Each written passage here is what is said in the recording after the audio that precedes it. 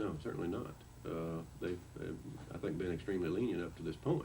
Of course, it's just one of those catch-22 situations. On the one hand, the state doesn't have the funds at present to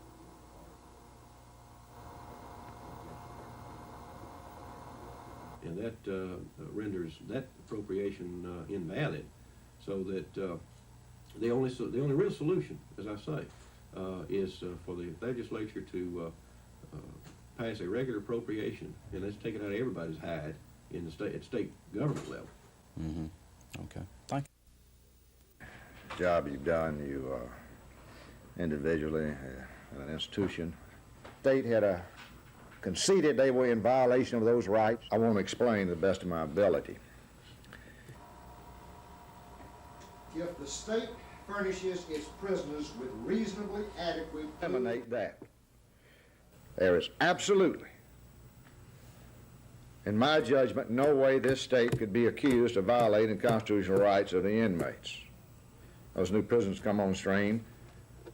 I think it's so self-evident that the court should do then what I hope they would do in these hearings, and that's throw the thing out.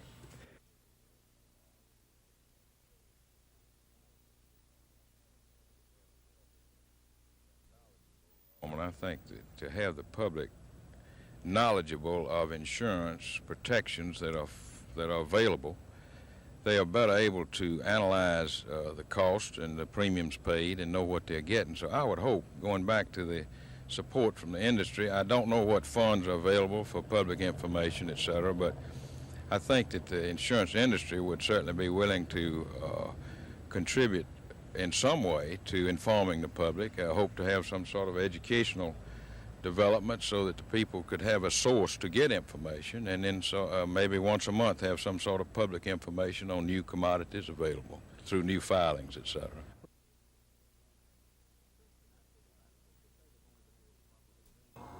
Since the natural disasters, the state has only been able to come up with $1 million of the $5.5 million debt. Recently, FEMA started charging $1,600 a day interest on the $4 million balance. The settlement proposal would mean FEMA wouldn't pay state and local government agencies for the nearly $6 million it owes those agencies to rebuild damaged government property. What impinges upon the whole situation is how long that process would take. So it could conceivably draw out for a certain period of time. And of course, the longer it goes on, the more the interest accumulates. So that it would create a difficult situation for both the state and the local entities. And Mr. Sloan says it isn't fair for local governments not to be paid what they're owed when it's the state that owes FEMA a debt. He says he intends to appeal the FEMA settlement. Mr. Sloan says he would like to see FEMA at least withdraw the interest penalty or have the state pay the full $4 million now and prorate it out of the budgets of those agencies that would have been getting property reconstruction money from FEMA. Chris Grimshaw, WSFA TV News at the Capitol.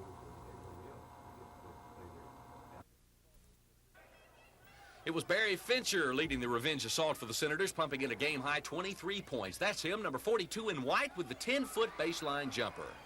Fincher will get another one here. Glenn Ferguson with a nice assist. That allows Barry to get the easy layup. Forward Lonnie Nixon chipped in 19 for AUM. On this series, Nixon misses. Michael Thomas with the rebound, but the follow-up is off. Nixon is there, though, to stick it right back in. Jesse Iceman Phillips had another good night. He'll score here, hitting the jumper from the key. Phillips had 18. Kenneth Magic Hayes led Tuskegee. He fired in 22. Watch this nice shovel shot in the lane.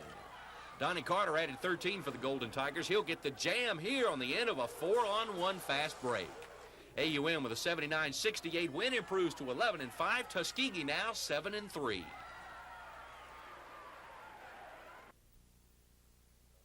We've had difficult times at Florida and have not played well there since they went in the new building. But I think this team might be just a little bit better prepared than the ones we've taken there in the past because they feel confident. And I think to go into Florida and win, you have to be real confident because it's the crowd is a definite factor for Florida. They do a good job for their people and the design of the building. And I think it's just a difficult place to play, and I think we'll be more ready this time. Hopefully we will. Is expected in 1984. We currently employ about 150 people, and subject to the economy and the return of the economy to normal levels, we think that this investment will lead to an increase of employment of up to 50 people. Gives us an opportunity to stay on the job and be productive, which in turn gives us a chance to make a profit, and profit is the steam that drives the engine of the free enterprise system. The domestic, but we are expanding into export. But domestic is due primarily for our domestic markets. So there are some equipment that gives us a chance to do remodel work. So even though new construction is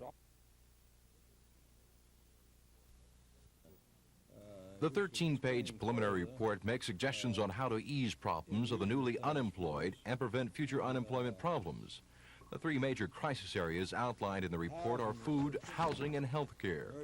Under the food category, the task force recommends that more churches and civic organizations get involved in the distribution of food to the needy, that private grocery stores be encouraged to make donations to food banks, and for the Alabama congressional delegation to initiate action to get more U.S. surplus food into the state.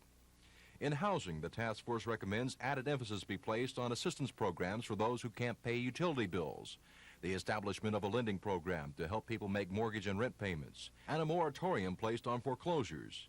The governor-elect says the moratorium should also include farmers. We find where the federal government pays $70 million of interest on the Polish debt, we want to ask them to do the same thing maybe for farm people in this state and others. The task force also recommends that the public and private sector pull together to make sure that health care is available to the indigent. Although these recommendations are for the Jefferson County area, Mr. Wallace says it will serve as a pilot program for the rest of the state. The governor-elect says the only way the program will work is if Alabamians who are employed help those who aren't. Don Phelps, WSFA TV News. That touches many, many people.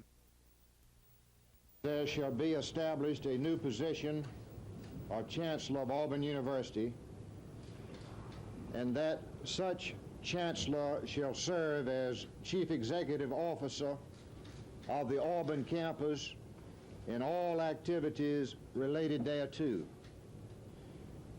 and shall report to the President and through the President to the Board of Trustees. That the position of Chancellor of Auburn University at Montgomery shall be continued as now constituted. This resolution, adopted by the board 11-1, means that Dr. Funderburk will be able to remain at the university, but he will no longer control internal affairs. Dr. Funderburk, what does a chancellor at Auburn mean? Well, it means the chief operating officer for that campus. Just exactly what it means for our Montgomery campus. How do you feel after all this has been going on and going on? It looks to be finally settled. Well, we hope it's settled, and we're ready to do whatever it takes now to get the Auburn family together. The idea of a chancellor at Auburn was offered by Governor James. It was one of several board members say was considered during the marathon closed-door meeting. Dr. Funderburk has come under fire in recent months for being what some faculty members claim an ineffective leader. Faculty Senate President Dr. Gordon Bond says he's skeptical that this new move will solve campus discord. Gina Gregory, WSFA TV News, reporting from Auburn. Any changes with the change in... Do you think that it will help the situation? Well, we certainly hope that it will help the situation, and I think most of the trustees who are charged with the operation and management of this university think that. And well, things are positive. We played well against Mississippi State, and basically played well against Alabama, especially in the late stages of the game. And the thing that's been good for us is we've been getting a lot of different contributions. You know, a lot of people playing well, and somebody falters a little bit, and somebody else comes along and does the job for them. What will you have to do to beat Florida? Well, they're a very strong inside team. Got good size, best size in the league, actually, and they rebound well, they score inside well. I think we've got to neutralize their inside people and match or overmatch their guards to win, and we're capable of that, and they're certainly capable of doing it to us. They've done it before, and I think that we have got to stay out of foul trouble. That's one thing. We always have been in foul trouble there trying to stop Ronnie Williams.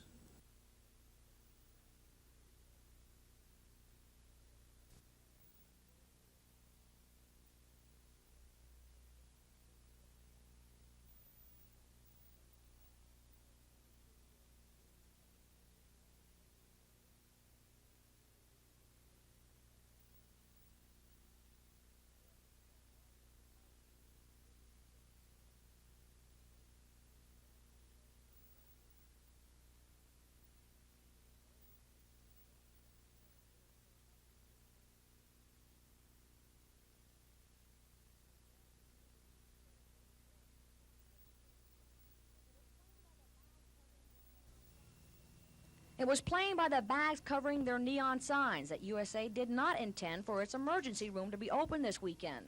But it was, and patients were admitted after the 7 o'clock deadline. But it took a temporary restraining order to do it. Everybody who was anybody involved with this case was in court today. Judge Robert Hodnett heard arguments on why it should close or remain open. USA's attorney pointed out that the emergency room would not be staffed after 7 o'clock.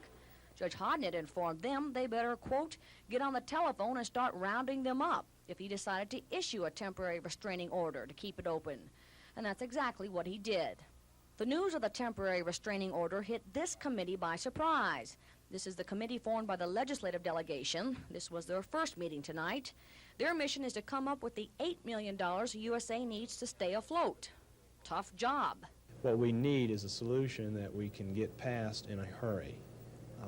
Right now, the sales tax seems to be the easiest way out, but as I said before, that's really our last choice. If we can find the money from another source and not have to raise taxes, then that's what the committee is going to suggest. So while the crisis has been averted temporarily, USA's emergency room will remain open this weekend. Questions still remain. What will happen next weekend? And how and where will USA find the extra money needed to take care of their indigent patients?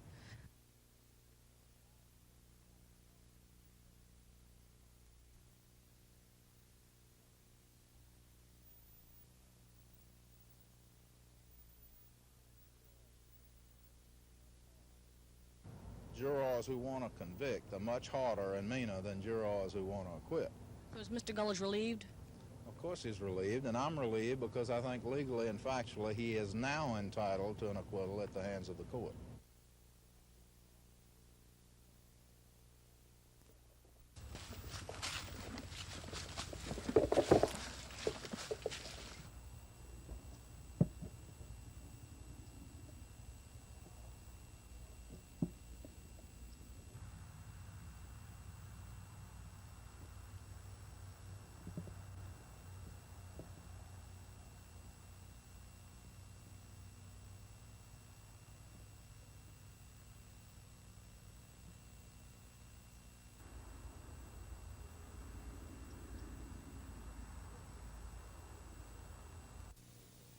Especially a good week like this will definitely have an effect on the drug dealers, because they don't know how we got the information to turn the people that we arrested, and it'll make them weary, and it'll make them think twice when they get ready to sell drugs to anybody that comes to their door or out of their car.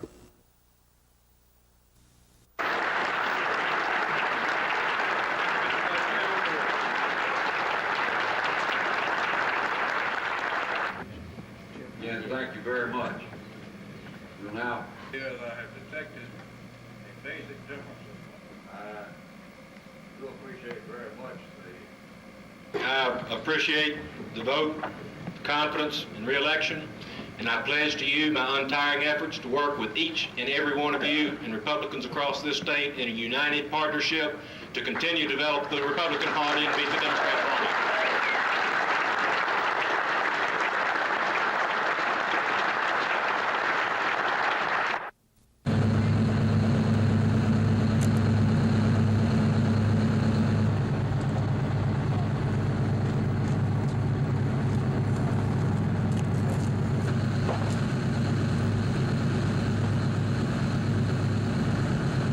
damage was to a truck that they used to put the neon signs up with, and to the ceiling interior finish of the building. The building owner gave me a really rough estimate of the damage to somewhere in the neighborhood of $35,000.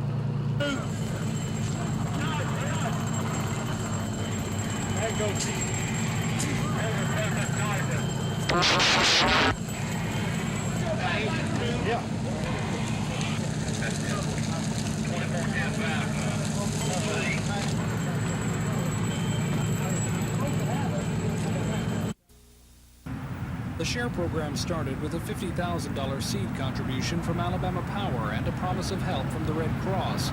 Other funds are coming from employees and customers of the utility. Back in the fall, we anticipated that should we have a hard winter, and thank goodness it has been a fairly mild winter so far, that there would be a strong need for some emergency help to people with the unemployment rate and with conditions like in Alabama like they were. Now, a little more than 20% of power company employees are thought to be contributing to SHARE. Official figures won't be released until Monday. 10% of our customers would participate, and we thought that the fund would have enough money to really do some good. And let me remind you now that it's strictly for emergency energy usage. And one other point I'd like to make with you is that there are no administrative costs involved by either the power company, the Red Cross, or the bank that's collecting and acting as administrator of the funds. Monday is also the day Red Cross volunteers will start distributing the SHARE money to people who need help with heating bills, no matter what they heat with. Because this has been a mild winter so far, company officials say it might mean a chance for the SHARE fund to build up for when bad weather does come along. Tom Foreman, WSFA TV News. According to board members, the new chancellor will run the university. However, Dr. Funderburk will remain as president and retain some of his powers. Be it resolved, Dr. Hanley Funderburk shall continue to serve as president and chief executive officer of the Auburn University system, and that there shall be established a new position of chancellor of Auburn University, and that such chancellor shall serve as chief executive officer of the Auburn campus in all activities related thereto, and shall report to the president and through the president to the board of trustees. Okay. The lone dissenting vote came from Trustee Robert Harris of Decatur, who led the board's fight to oust Dr. Funderburk. Trustee John Denson of Opelika says the realignment isn't degrading to Dr. Funderburk. He will still have an input, but another man will be running the campus. It really means that I'll be able to spend a good bit more time on what we refer to as external activities, external duties, working with the legislature in terms of trying to get more money from the public sector, and then working on the Generations Fund, trying to get more money for us through the private sector. And I'll just be able to devote probably 90% of my time to that kind of thing rather than 40 or 50% of it. Will you miss the internal activities of the university? I'll miss it, but it's time to move on to other things. The internal activities at this university, the internal operation is in fair shape. We had many financial problems at this university, and I think that there's a system in effect now that a new chancellor can come in and take over and operate and start looking at what really we should have been looking at but haven't had time to look at, and that's our academic programs and how to improve the quality of them. Not all faculty members are pleased with the board's decision. A faculty senate meeting is set for next Tuesday.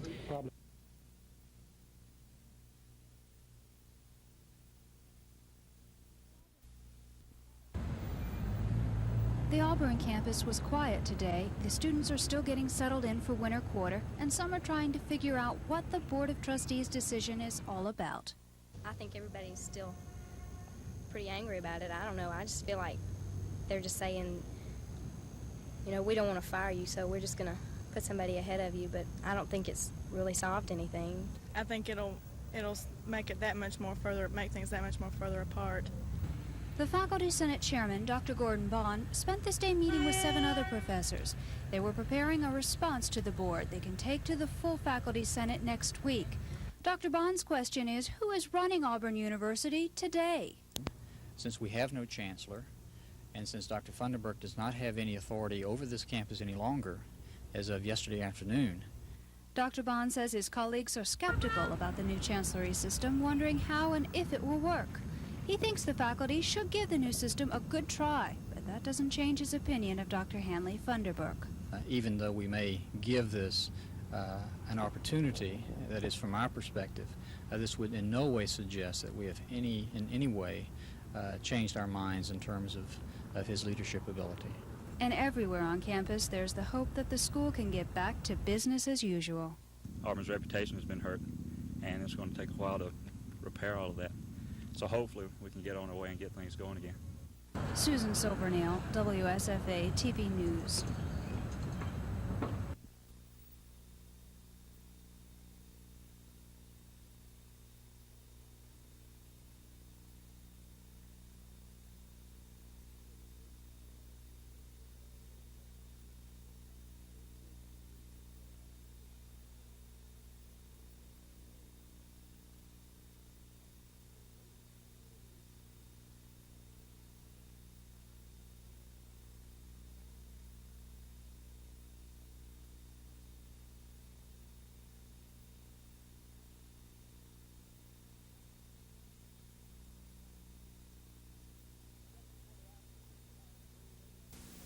Second quarter action, game tied at 3. Raiders in black. Jim Plunkett with the pitch to Marcus Allen. 2-yard touchdown for Allen. That made it 10-3 Raiders. But later in the second quarter, Cleveland struck back. Quarterback Paul McDonough goes back to pass. He finds Ricky Feature open downfield. 43-yard touchdown. That tied the game at 10. The Raiders added a field goal to lead 13-10 at halftime. And then in the third quarter, quarterback Jim Plunkett goes back, finds Todd Christensen open at the 8-yard line. Big hit by Ron Bolton, but he held on. And then that set up this 3-yard run by Marcus Allen. He goes in to give the Raiders a 20-10 lead. Los Angeles goes on to beat Cleveland 27-10. Second quarter, the Miami Dolphins in white trailing New England 3-0. Quarterback David Woodley finds Joe Rose, who makes a great catch, 36-yard reception. Later on the same drive, Woodley will fake the quarterback keeper and throw to Bruce Hardy, who makes a juggling 3-yard reception. It was 7-3 Dolphins. Still in the second quarter, Andre Franklin, who rushed for over 100 yards, gets 14 on this gallop to the 1. Franklin later took it over from the 1. It was 14-3 Miami at halftime. Fourth quarter, Dolphins leading 21-6. Woodley to Bruce Hardy, 3-yard touchdown, 28-6 Miami. Trailing 28-6. New England quarterback Steve Grogan finds Don Hasselbeck on a 23-yard touchdown to make the final score 28-13. The Dolphins win it. It was their first playoff victory since 1974. I'm Michael Stone for NBC News. Ken Anderson had an outstanding season in 1982. He completed over 70% of his passes. He was the highest rated passer in the NFL and set an NFL record on Sunday by completing 20 in a row. Yet Ken Anderson didn't make All-Pro. You know, I made a lot of them last year and didn't make it this year, and certainly I'm a little bit disappointed, but there's a lot of fine quarterbacks out there. Do you feel cheated at all? Because you were rated ahead of those. Well, you know, ratings told me a lot. Craig Morton was rated behind me last year, and he didn't go to the Pro Bowl or anything. So, you know, ratings told me to part. I'm just, you know, take some consolation in the fact that we're 7-2 in the playoffs. Anderson has been the key to the Bengals' success the past 2 seasons. The 1981 NFL MVP, who threw for 2,500 yards this year, is worried more about the Jets than being selected All-Pro. Well, I've treated my offensive linemen very nice this week. I hope they have a great day on Sunday.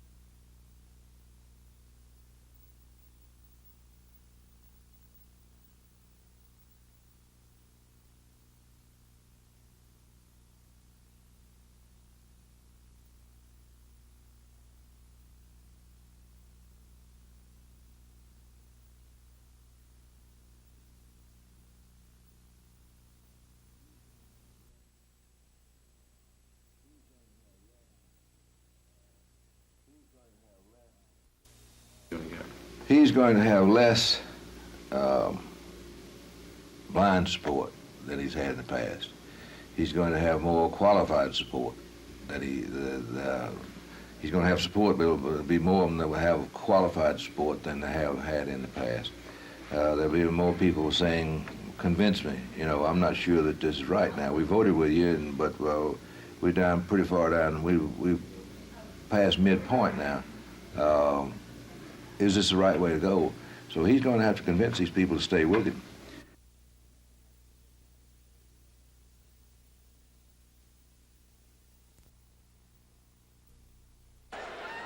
This game had many different phases. In the early going, Kentucky looked to be unstoppable, especially on the inside. 7-foot center Melvin Turpin was awesome with the assist from Derek Hort. He slams it through for 2 of his game-high 24 points. The Wildcats led by as much as 5 midway through the half, but with the outside shooting of guards Mike Davis and Ennis Watley, Alabama fought back. And with Watley canned this long jumper, the Tide had a 5-point halftime lead. Then the Wildcats roared back to start the second half. Again on the inside, Melvin Turpin with the jam. From the outside, Dirk Minifield in the corner, 17 points for the Kentucky guard. And when Brett Barrett slammed this one home with the assist from Turpin, Kentucky looked to be in control with a 5-point lead and 4:39 remaining. Alabama called a timeout. Coach Wim Sanderson changed his defense from the zone to a man-to-man, and the Tide was off and rolling. Watley hits from the outside. That cut it to 3. After a Wildcat turnover, Watley hits again. 19 points on the night. That pulls Alabama to within 1. Then Mike Davis, who also fired in 19, gives the Tide the lead for good at 64-63 with that rainbow from the corner. From there, clutch free throw shooting and sticky defense led Bama to the 74-67 win. Afterwards, it was obvious that the Crimson Tigers were happy to get back in the win column. I think this win going to be great for us. You know, lost 2 games, and this is going to help us a lot. We're going to get us fired up for the conference. We knew what we had to do, you know. We go into the conference, and people's getting down on us. But we knew we had a good team, so we came out and played real hard tonight. You know, we just sucked it up and, you know, really got at them and forced turnovers, and we were able to capitalize on the offensive end. Because we was 0-2, and everybody had to kind of like, you know, the confidence down a little bit, so we had to crack them at home. They came out and played the way they've been playing all year, you know, and a team with their record is just disguising because they are a better team than what their record shows in the conference so far. Next up for Alabama is a match with Vanderbilt Tuesday night in Tuscaloosa. Kentucky takes to the road for a Monday night contest with Mississippi State. Both Kentucky's Joe B. Hall and Alabama's Wimp Sanderson realize they're in for a long conference schedule. We certainly do, and only 3 games played, and everyone has a loss, so that's very unusual, and it should create a lot of excitement in the conference, and I'm sure a lot of people will be happy with that. It's going to be a topsy-turvy race, and I told somebody in California, I think it was Doug on a radio show, that I thought the 4th and 5th and even the 3rd place team may come in there with a 10-8, 11-7. You could tell right from the start that Florida was cooking. Big Ronnie Williams, who paced the Gators with a game-high 28, got Florida started off right with the inside bucket there that drew the foul, and he made the 3-point play. Vernon Delancey backed Williams with 26, 20 of those in the first half. After the good ball movement, that's Delancey with the jumper in the lane. Charles Barkley paced Auburn with 21. The big man will score here on the inside move after the nice feed from Greg Turner. Here's Barkley again fighting for the rebound. He finally gets it back up and in with the stuff. Darryl Lockhart chipped in 18 for the Tigers with a feed from Paul Daniels. He scores there off the little jump hook.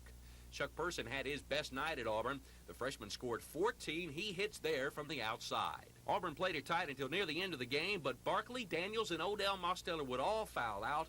Florida hit key free throws down the stretch, and they rolled to a 92-75 win. Auburn now 2-1 in the league. They play next Saturday at Kentucky. Florida is also 2-1. They play a non-conference game Tuesday at South Florida. The additional 4 weeks of benefits are part of the gasoline tax bill President Reagan signed last week. The additional money will be welcomed relief for more than 15,000 unemployed workers in the state. What it won't help is the state's unemployment trust fund, which the director of Alabama's Unemployment Compensation Agency, James Holland, has been saying for months is headed for trouble. We're in a very precarious position now, and it also means that come March of next year, we're probably going to go bankrupt. That was last August, and this is what he's saying now. After we wrote checks Friday, Tom, our trust fund was down to $2.6 million. Now, Monday, when we draw down funds from the federal treasury to pay benefits for the first 2 days of the week, our trust fund will be bankrupt. When the fund goes bankrupt, it will not mean an end to unemployment benefits. The state will borrow money for the benefits from the federal government. What we've done so far, Tom, is that initially we had asked for $49.7 million to pay benefits for the first 3 months of 1983. As we made that projection based on statistics that we had available at the end of October. Since that time, the conditions have deteriorated, so we have had to go back and make a supplement to that request to change it from $49.7 million to $82 million. Go ahead and take this around to one of the One tables. problem, state officials worry it may cause an even worse problem in the near future. Unless Alabama pays back the $82 million by the end of September, the state will have to start paying $8.2 million a year in interest on the loan. Tom Foreman, WSFA TV News.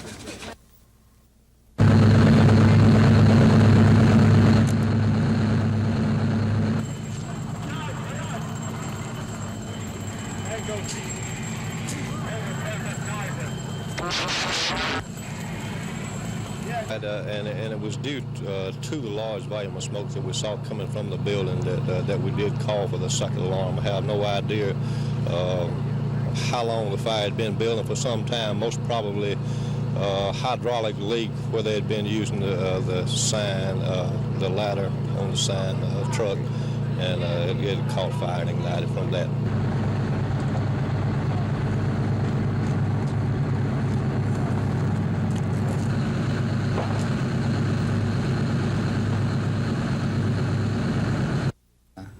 While there may be some skeptics who believe that it simply cannot work, certainly as it is presently constituted, the faculty and hopefully the University Senate on Tuesday will at least give it a hearing. I think that the key element here is exactly how much authority the chancellor on this campus will have, and there's still, at least in my mind, seems to be some unresolved issues in terms of that authority and the autonomy that the chancellor will have.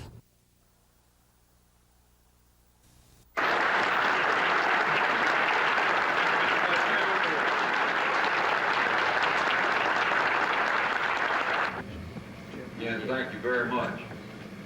We'll now. Yes, I have detected a basic difference. I do appreciate very much I appreciate the vote, confidence, and re-election, and I pledge to you my untiring efforts to work with each and every one of you and Republicans across this state in a united partnership to continue to develop the Republican Party and beat the Democrat Party.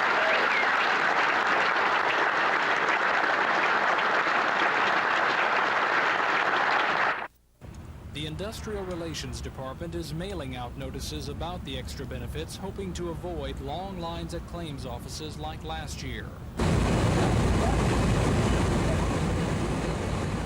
About 15,000 jobless workers in the state qualify for the extra money by having used up all other benefits. The extra benefits come compliments of the federal government as part of the gasoline tax bill President Reagan signed last week. We have projected it will mean at least $9.2 million for the state of Alabama for those 4 weeks. The extra money will not help those people who used up all their benefits before June 1st last year, nor will it help the state's unemployment trust fund, which today went broke, forcing the state to borrow $82 million to pay benefits through March.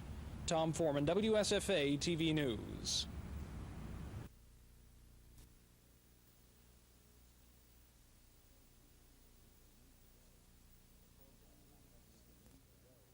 The program, I think we can meet the goal.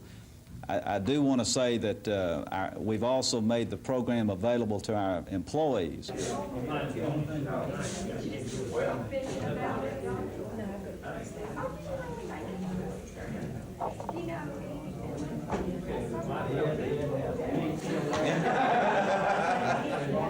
We'll see you later.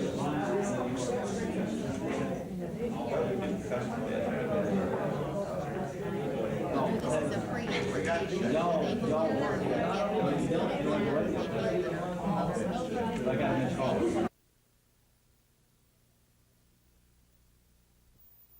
The future of the MX missile is uncertain at best. The lame duck session of Congress appropriated money for research and development, but declined to approve money for the missile to go into full-scale production. The major hang-up with the MX is how it will be based. Congress rejected the idea of dense pack, where missiles are based close together. Lieutenant Colonel Robert McMains, who works for the MX Peacekeeper Missile Project at the Pentagon, says he believes one reason Congress rejected dense pack is because there wasn't enough time to fully discuss the Peacekeeper plan. missile, there were no hearings before the House vote. There was only one hearing before the vote in the Senate, and none of those hearings really went into detail on the technical issues associated with closely spaced basing. Colonel McMain says the Air Force and the Presidential Commission, which originally recommended the idea of dense pack, are currently studying other basing modes. But for now, dense pack looks to be the best way to utilize the MX. Colonel McMain says the MX missile is superior to the Titan and Minuteman missiles currently in the Air Force inventory. The MX will be placed in hardened silos and will be fired out of a canister, protecting it from a nuclear blast. The MX will also have greater range, be more dependable, and carry more warheads. Colonel McMain says the U.S. needs the MX missile if it hopes to present a realistic deterrent to the Soviet threat. Don Phelps, WSFA TV News. Target population. Well, the governor honored me by asking me to be a part of his administration, and of course I had spent considerable days there before, 8 years, in fact, from 1971 through 79, or until 1979.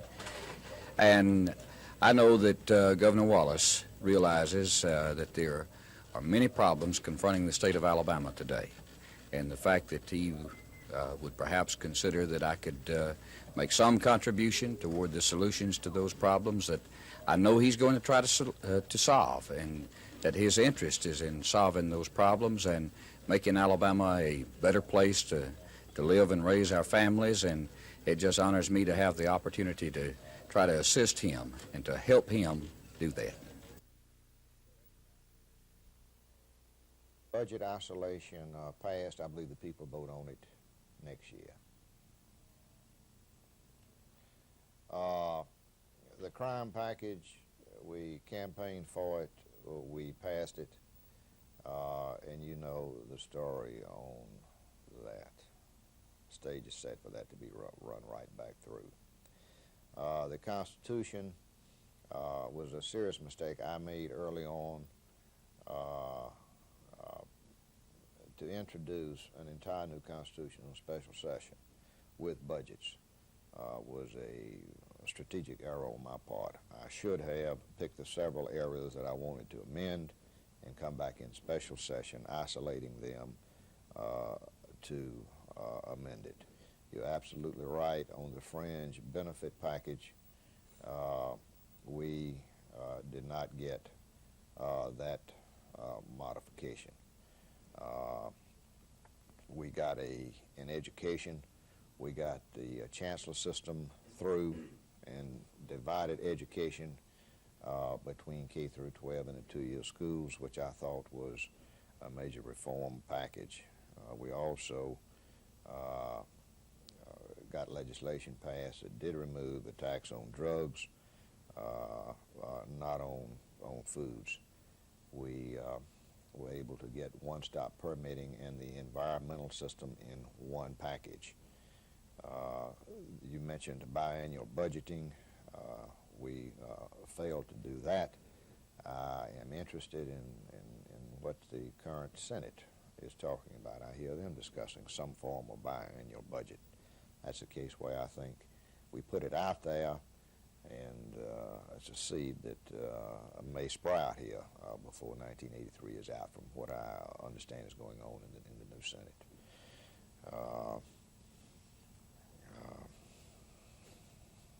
Won some and lost some.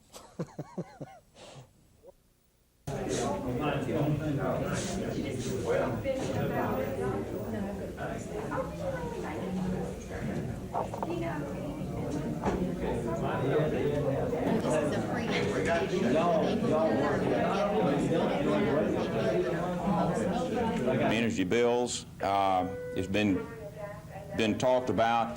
that if a person were to need a quart of firewood, I think Brigadier Smith, your power bill one time, then the power company will add one.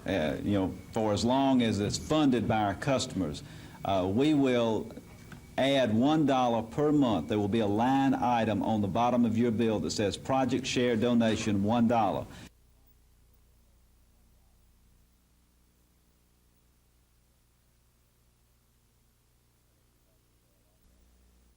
I think the fact that Darryl Lockhart only played 16 minutes played a big part in us losing.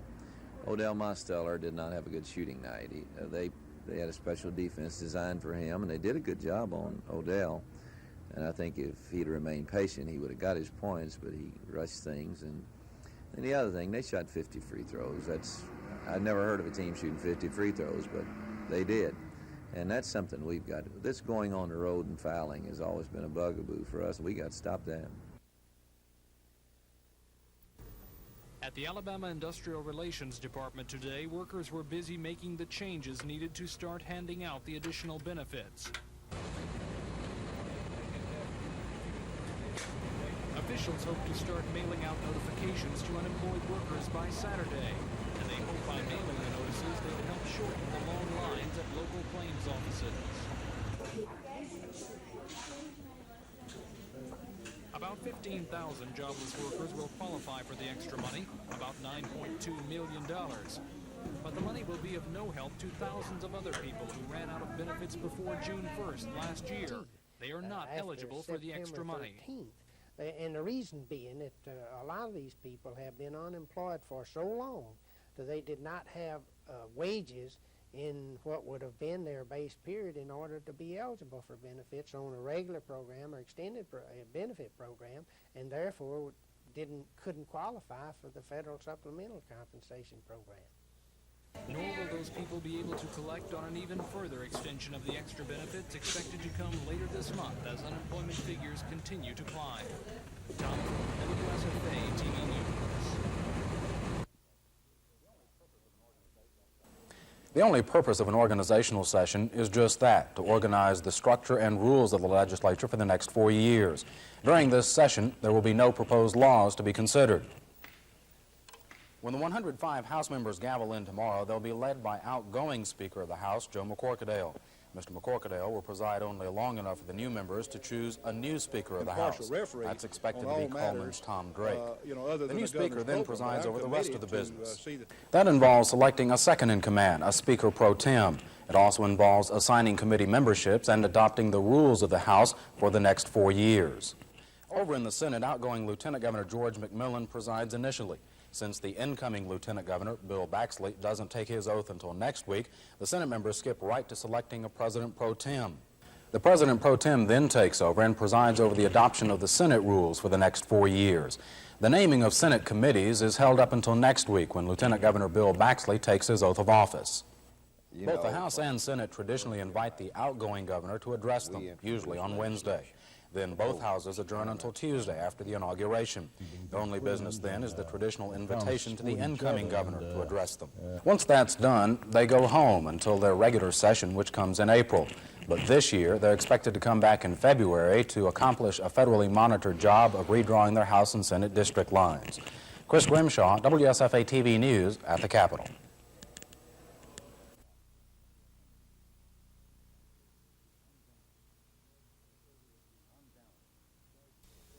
On balance, the Soviet Union does have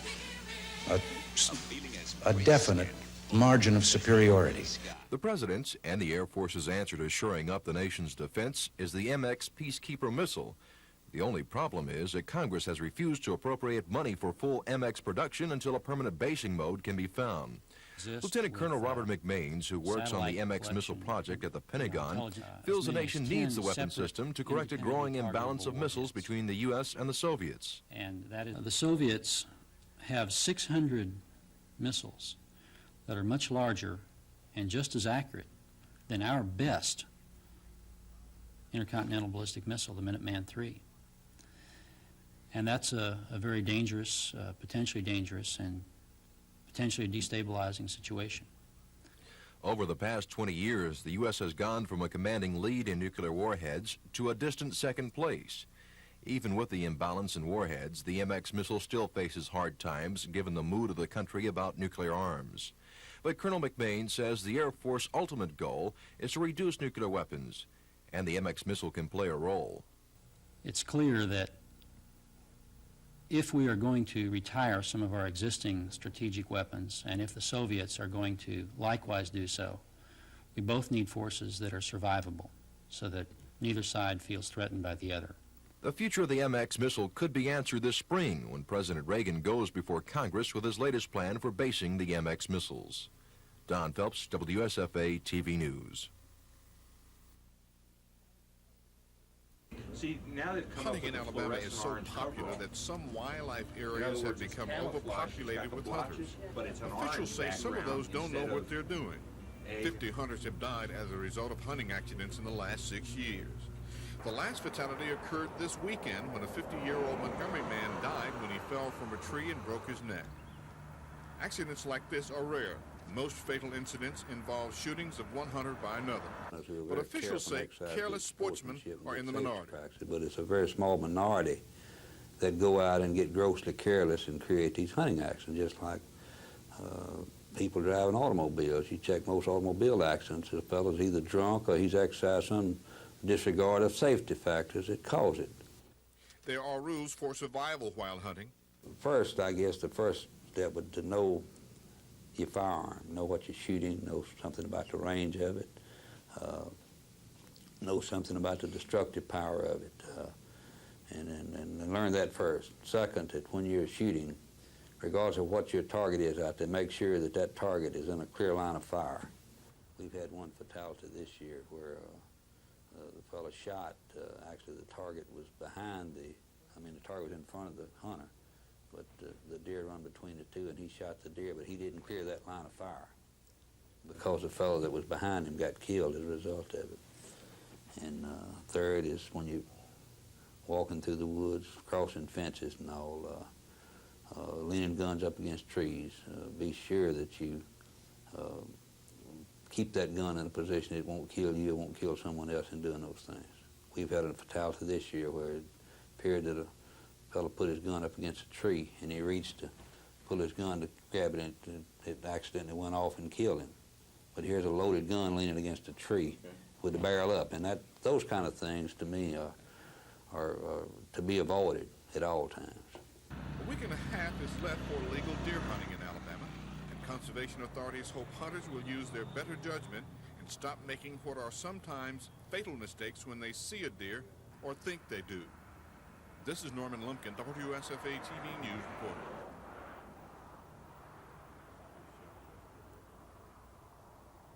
Repeat after me. I, and repeat your name, please. I support the Constitution thereof. That I will obey the laws of the state of Alabama. I will obey the laws of the state of Alabama. To faithfully fulfill the duties of the office. And I pledge my support to faithfully fulfill the duties of the office, so help me God.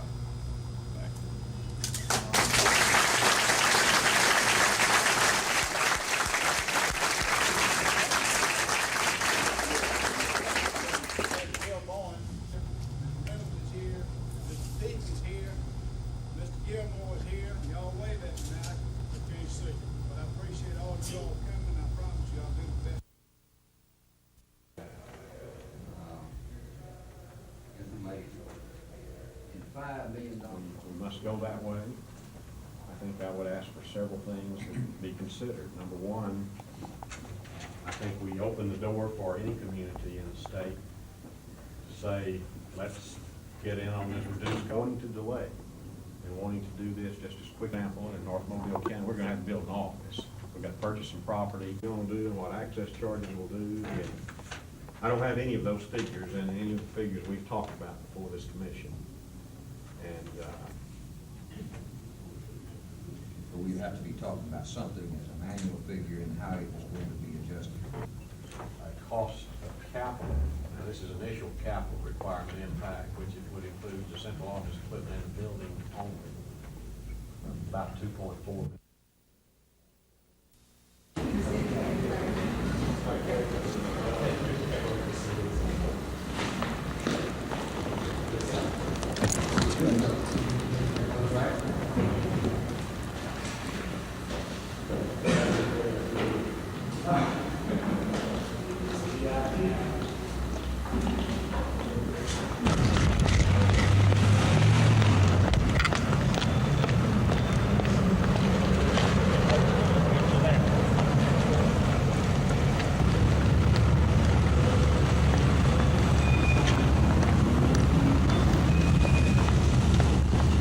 Any chance of an interview for the day?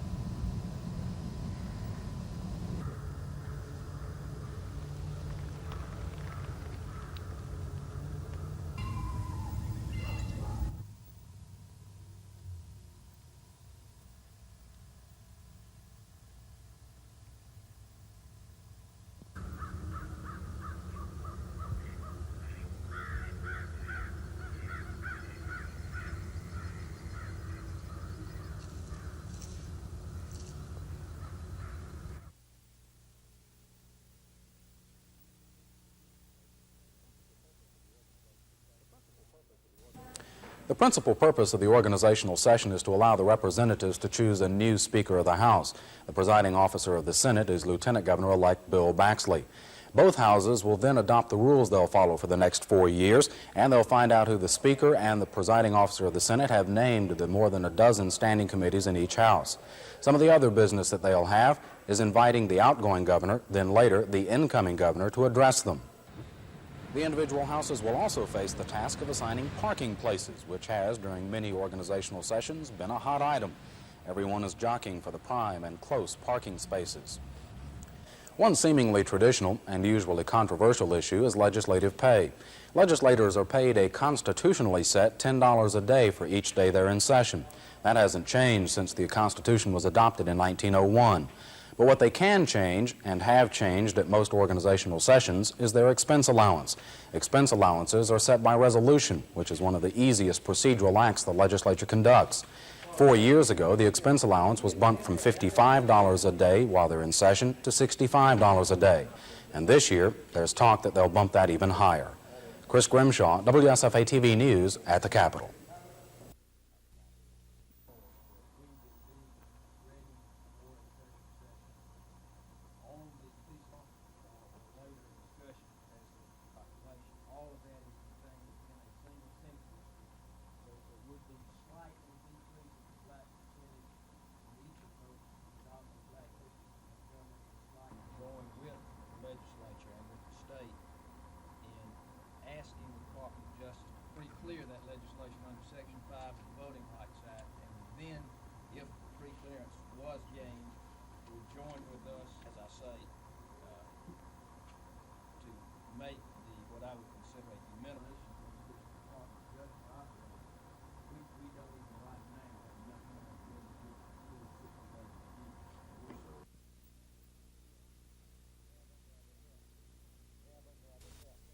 Never, never, never let state politicians tell you they don't have sufficient money to run state government.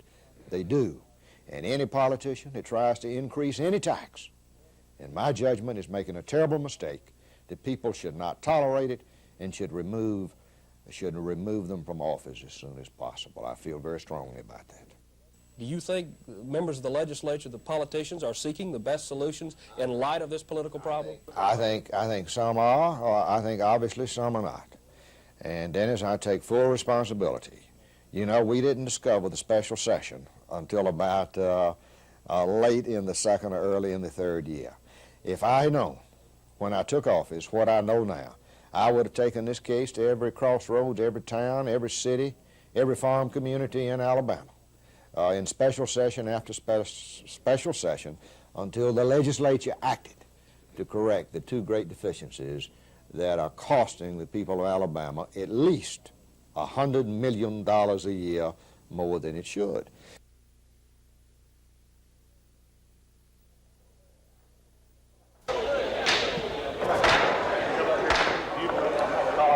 House come to order. It was the last time Joe McCorkadale would convene the House of Representatives. He presided only long enough for the members to choose a new speaker. Without any surprise, Representative John Casey of Heflin nominated the man Governor-elect George Wallace endorsed, Tom Drake of Coleman. In a show of unity between blacks and the Wallace-backed leadership, Black Legislative Caucus Chairwoman Yvonne Kennedy seconded the nomination. Mr. Drake was unopposed, and the vote was unanimous. I, and repeat your name, Tom Drake, solemnly swear. Drake took the gavel from outgoing Speaker McCorkadale and opened the floor for election of the second-in-command, the Speaker Pro Tem. Negotiations several months ago pointed toward Tuscaloosa's Roy Johnson, and today he was nominated. But Representative Tom Reed of Tuskegee stood to nominate himself. Early on, he had hoped to form a coalition that would have seen him get the nod for Speaker Pro Tem, but it didn't materialize. Mr. Reed acknowledged he was bucking the system, and he lost the race. Mr. Reed even lost the support of his own black delegation, gathering only 4 of the 17 black votes. The only other business of the day was consideration of rules to work by. The rules used during the last 4 years were adopted, with a few minor changes, creating 2 new committees to handle industrial development and legislative affairs. The House returns at 11 tomorrow when newly elected Speaker of the House Tom Drake will name the all-important committee membership appointments. Chris Grimshaw, WSFA TV News at the Capitol. Outgoing Lieutenant Governor George McMillan presided over the Senate for the opening formalities. This included the election of a president pro tem for the upper chamber. Earl Goodwin of Selma had the support of Governor-elect George Wallace, but John Teague of Childersburg was Lieutenant Governor-elect Bill Baxley's choice. During the nomination process, Senator Goodwin went to the mic and asked that his name be withdrawn from consideration. This cleared the way for Senator Teague's election by acclamation to the second spot in the Senate. This makes Senator Teague third in the line of succession to governor. The senators also adopted a set of rules to operate the chamber for the next 4 years. Senator E.C. Crumfoshi of Andalusia offered the resolution setting forth the proposed guidelines. The major change from times past is the division of the Finance and Taxation Committee into 2 subcommittees to deal with the education and general fund budgets separately. Committees on aging, student and youth activities, and consumer affairs were also created. The senators did not even approach the controversial subject of a raise in their expense allowances unless it was in a joking manner in the hall outside the chamber, but they did create several interim legislative committees that afford members an opportunity to make extra money. The legislative expense allowance increase was a little mentioned subject across the rotunda in the House. Chris Grimshaw tells us about the House of Representatives opening day. Unanimous consent, so all members of the Senate could be added.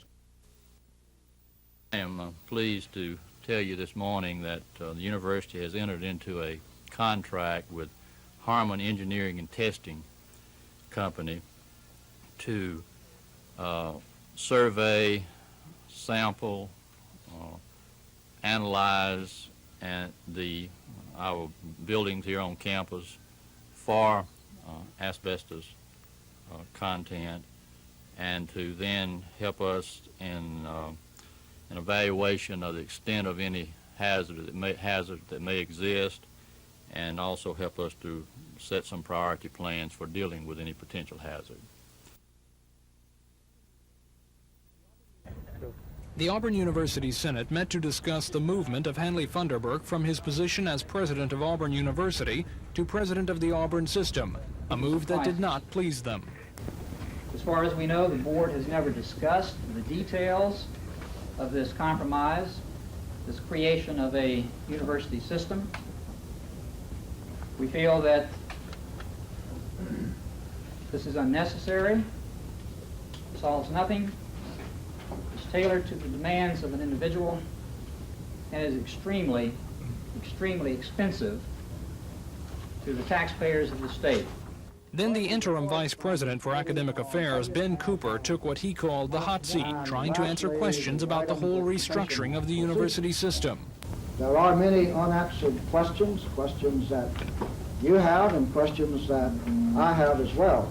After that, the Senate began deliberations on a series of proposed resolutions, which, among other things, call for the censure and immediate resignation of Dr. Funderburk, the appointment of an interim chief executive, and a meeting with the Board of Trustees and other interested parties to try to resolve the whole dispute. Tom Foreman, WSFA TV News in Auburn.